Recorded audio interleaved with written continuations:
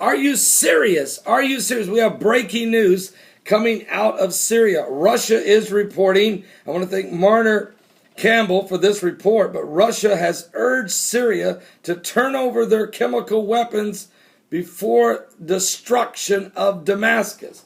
Well, we have breaking news just coming in.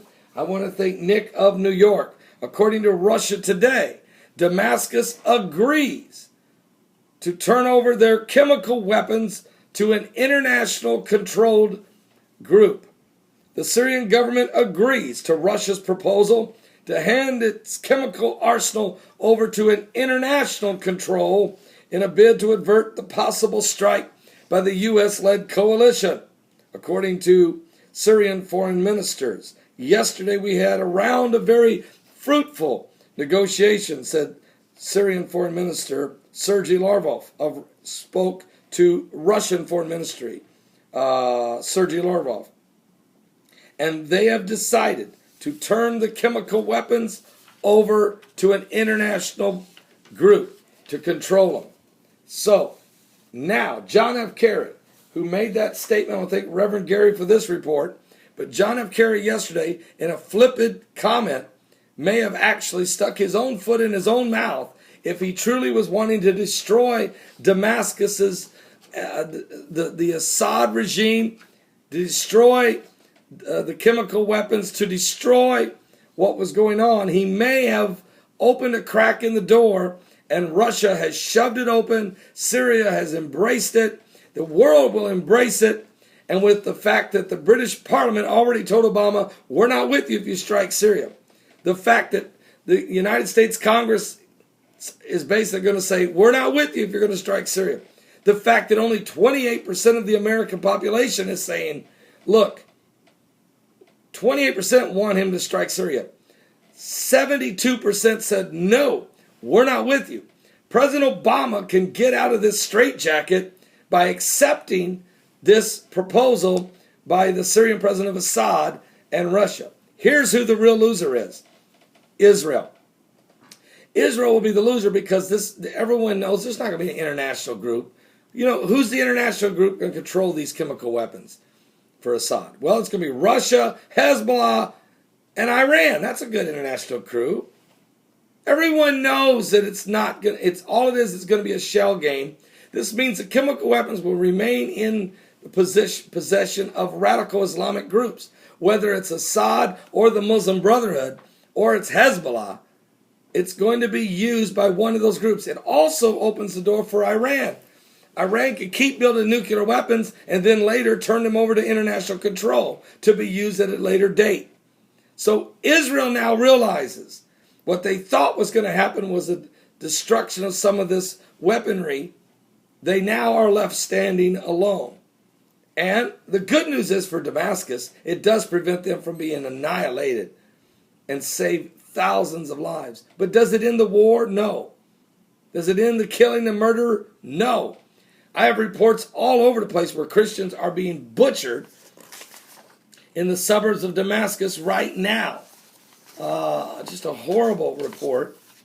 I want to thank Stephen of Oklahoma for this report as well. That in a village there in Malula, in the suburbs of Damascus, Al-Qaeda Syrian rebels, now these aren't Assad's, this is the guys fighting Assad. Assad uses chemicals, they use chemicals, they use beheadings. Assad murders civilians, so does the Muslim Brotherhood. Now the Syrian rebels associated with Al-Qaeda have stormed into a Christian center, into a Christian village, and have told the people, here's your choice. Convert to Islam or be beheaded. And the residents of the town said the rebels shouted, Allah Akbar, as they moved through the village, shooting and murdering Christians and beheading Christians. It's going on right now, folks, as we speak.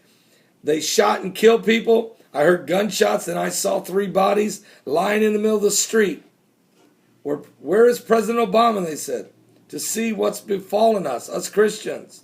Another witness stated, I saw the militants grabbing 5 villagers, threatening them. Either you convert to Islam or you will be beheaded. But these are Christian villages. Nobody cares. So it may be that Russia's Vladimir Putin may have outcrafted Obama, and Assad may remain in power, and Damascus would not be destroyed. Not yet. Oh, it will be destroyed at some point in time because the Bible prophesies it will. What we all thought was going to happen was Obama was going to rain hellfire on Damascus. It was going to become this ruinous heap because of all of the war anyway, fulfilling Isaiah 17 verse 1. But we also must remember what it says in Thessalonians. When they say peace in safety, then cometh sudden destruction. Not sudden destruction and then peace and safety.